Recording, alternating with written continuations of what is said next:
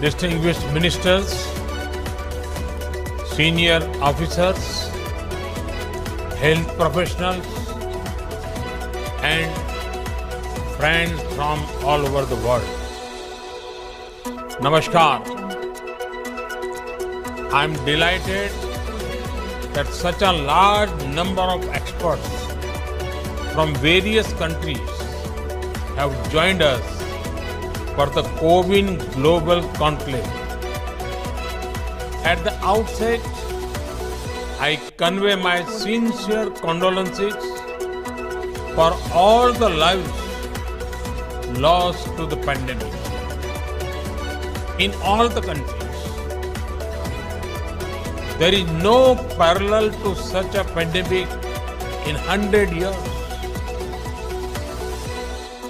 Experience shows that no nation, however powerful that nation is, can solve a challenge like this in isolation. The biggest lesson from the COVID-19 pandemic is that for humanity and the human cause, we have to work together and move ahead together. We have to learn from each other and guide each other about our best practices. Right from the beginning of this pandemic, India has been committed to sharing all our experiences, expertise, and resources with the global community in this battle. Despite all our constraints, we have tried to share as much as possible with the world. And we remain eager to learn from global practices. Friends, technology is integral to our fight against COVID-19. Luckily, software is one area in which there are no resource constraints. That is why we made our COVID tracking and tracing app open source as soon as it was technically feasible. With nearly 200 million users, this Arogya Setu app is readily available package for developers. Having been used in India, you can be sure that it has been tested in the real world for speed and scale. Friends, vaccination is the best hope for humanity to emerge successfully from the pandemic.